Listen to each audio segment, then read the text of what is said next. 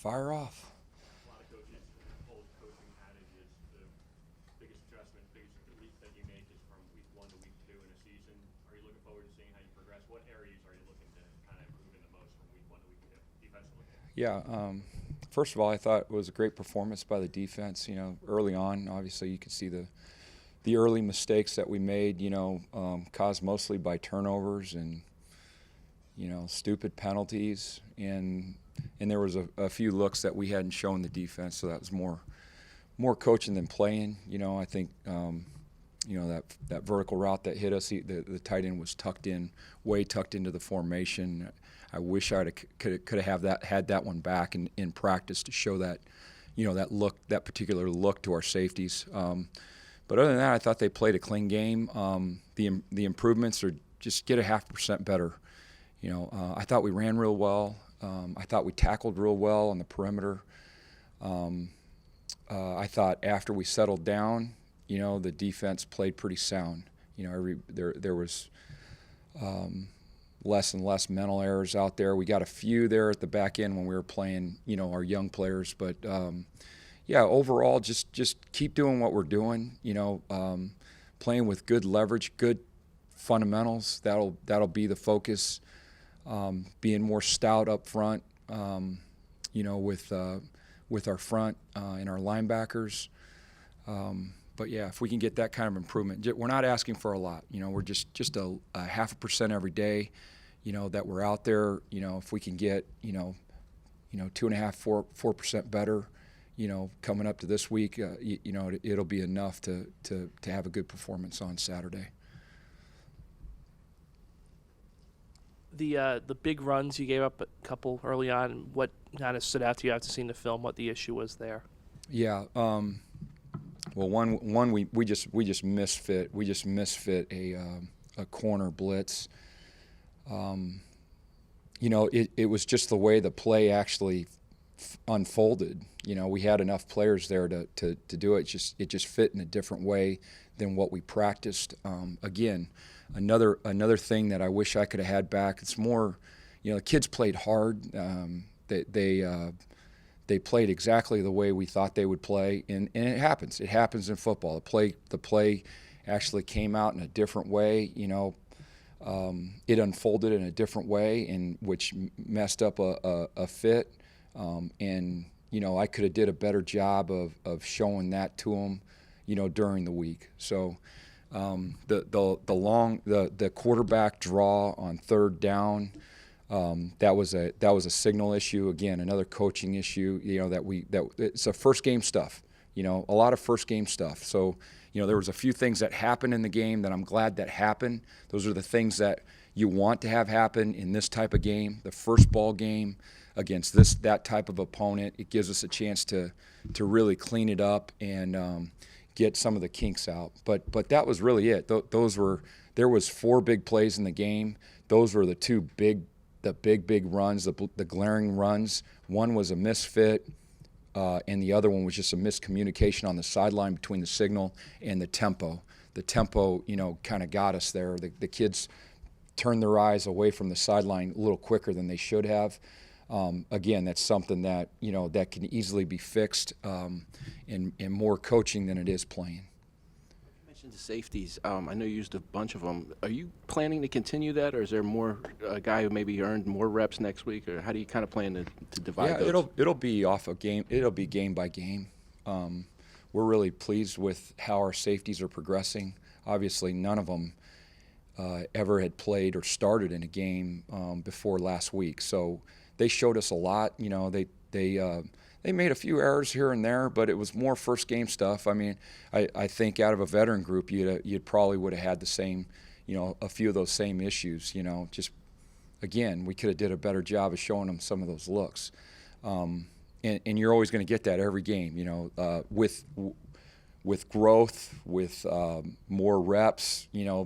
Maybe an older guy would have been able to handle that situation, but where we're at with that group, it's really critical that we show them, all the different scenarios that they could get before they actually get it on the field. But I don't know. We'll see. I think a lot of guys got a lot of reps in that game, and a lot of guys showed up. So I think moving forward, you could see, you could see that we'll play a lot of guys. We'll rotate them if they can play and they're practicing well during the week. We're going to play them in the game. That keeps us fresh. That keeps us healthy. That keeps more guys available for duty, and that's building a good foundation to your defense. That's what we want to create. We don't want to be a defense where one guy goes down and now we're trying to cover up a hole there by moving another player over there that's never played in that position. So, I think you could probably expect to see a lot of players playing in different positions where we have good depth. Your predecessor, Jay Neiman, is on the other side looking at what you do. It's a little unique. Is your defense different enough where you don't think that's a factor in this, or what would be your thoughts on that? No, I don't think so. I mean, I think Jay will be able to add a lot to to their evaluations of us, more personnel. But we do what we do. They do what they do. There's no secrets there in our schemes. So I don't think there's going to be anything that he could add in terms of scheme because it's all out there. I think his value will be more in personnel, and that's probably what they're talking about mostly. Avery Young was a guy last year who, because of an injury, he was forced into duty. He's still only a sophomore. To that end, do you get a sense that he's maybe a little more mature or a little more ahead of the curve than someone his age or class might be? Yeah, I don't look at it I don't look at his age. I just look at his production on the field, and he's playing lights out. So to me, freshman, sophomore, junior, it doesn't matter. He's playing like a senior. He's playing like a veteran. I don't know if I answer your question there, but yeah, he had a great training camp. He had a great first year as a true freshman. I just see an elite player out there, and we're glad we have him, and we're glad he's young. They were very good on third down the other night. I think they led the conference. What did you see that they did? And I guess Stanley, I mean, how critical is he to kind of their ability to move the chains? Yeah, he's a veteran. He's a veteran quarterback. Manages that offense very well. He knows where to go with the ball quickly, and I think that's a great attribute to have with the quarterback. Just getting the ball out of your hands, knowing where the ball goes quickly, and making those quick decisions. I think those are good attributes to a good quarterback, and that's what he does. And he's got playmakers. I think if you go back and watch their first game, those receivers and obviously Mekhi Stanley, those are all good playmakers. They have them all in the right spots. The tailback's really dynamic, both running the ball and receiving the ball. He was the most productive Saturday night, and then you have big play receivers there, and I believe they have 3 of them. We like all of them. We think they all present challenges. Particularly with what they do. They're a downhill run team, and now will be the focus to stop the run first, and then if you pack the box, they're going to throw it up, and they have the ability outside, with some talent out there to get those things done. But to answer your question, he's a solid quarterback. He manages the game really well. He knows where to go with the ball. He knows that offense real well, and you can tell by the way they're calling the game, they have a lot of confidence in him. I know Jackson's out with the knee injury. They shuffled linemen around a lot after he left the game. They seem as effective up front when they did that to you, and they help to see maybe some of the combinations they might roll out. Yeah. Well, the new depth chart came out, so they're moving their right tackle to left tackle, who has the most career starts.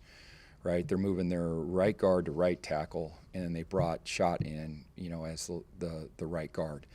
So they shuffled it around. They're not going to have any problems with their line. It's one of the best lines, like coached lines in the country.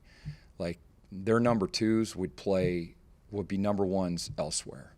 So I don't see there being an advantage there. Obviously, they, losing their top left tackle, who's an NFL prospect, is going to hurt any team. But we're not expecting to see any drop off in their lines.